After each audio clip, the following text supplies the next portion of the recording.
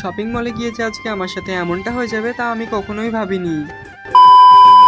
So hello everyone, আমি Abhik, welcome back to my new blog. তো দেখো আজকে সকাল সকাল স্নান খাওয়া দাওয়া করে চলে এসেছি আমরা সকলে মিলে আমাদের বাতকুল্লা স্টেশনে। তো দেখো ট্রেনে উঠে গিয়েছি বলে যে আমাদের ছ্যাঁচড়ামোটা বন্ধ হয়ে যাবে এটা কিন্তু একদমই নয়। পরিস্থিতি যেমনই হোক না কেন ছ্যাঁচড়ামো কিন্তু আমাদেরকে করতেই হবে। তারপর আর কি ফ্রেন্ডস ফ্যামিলির ছ্যাঁচড়া টিম মেম্বারগুলোকে নিয়ে চলে আসলাম বিগত বেশ কয়েকদিন পর রানাঘাট স্টেশনে একটা কাজের সূত্রে। যেহেতু বিগত বেশ কয়েকদিন পর আসলাম রানাঘাট স্টেশনে, এসে সবকিছু নতুন নতুন লাগছিল। আশা করছি তোমরা কারণটা বুঝতেই পেরে গেছো। কারণটা হলো যে রানাঘাট স্টেশন আগে যতটা জমজমাটে ছিল সেটা কিন্তু এখন আস্তে আস্তে কমে যাচ্ছে। তারপরে আমরা চলে আসি আমাদের কম্পিউটার সেন্টারে। আমরা এক বছর যে কোর্সটা নিয়েছিলাম সেটা কমপ্লিট হওয়ার পর আমাদের আজকে দেবে একটা রেজাল্ট আর একটা সার্টিফিকেট। যাই হোক, রেজাল্ট তো ভালো এসেছে কিন্তু মন মতন হয়নি, ওই আর কি, ওটাই একটা দুঃখ। আর দেখবে যে কোনো জিনিসই মন মতন না হলে কিন্তু একেবারেই ভালো লাগে না। তারপরে আমরা চলে আসি আবার একটা শপিং মলে কিছু কেনাকাটি করার জন্য। আর আমার কেনাকাটি করার জন্য বিশেষ কোনো দিন লাগে না, বাট আজকে এসছে একটা বিশেষ দিন উপলক্ষেই কেনাকাটি করতে। কিন্তু এত কপাল খারাপ যে এখনো কালেকশনই আমার একদমই পছন্দ হয়নি। আর এই বিষয়টা আমি একেবারেই মেনে নিতে পারছি না যে শপিং মলে এসে যে আজকে আমাকে একদম খালি হাতে বাড়ি ফিরতে হবে। আর এইদিকে দেখো ফ্রেন্ডস ফ্যামিলির মেম্বারগুলো আমাকে খেপাচ্ছিল যে ওরা আজকে অনেক শপিং করে নিয়ে যাচ্ছে কিন্তু আজকে আমি যাচ্ছি খালি হাতে বাড়ি। তো যাই হোক, এদের কথা বাদ দাও, আর তোমরা একটু গেস করে বলো তো সামনে কি বিশেষ দিন আছে যার কারণে আমি আসলাম শপিং করতে। তো চলো বাই, দেখাবে নেক্সট ভিডিওতে। আজকের ভিডিওটা এতটুকুই, টাটা।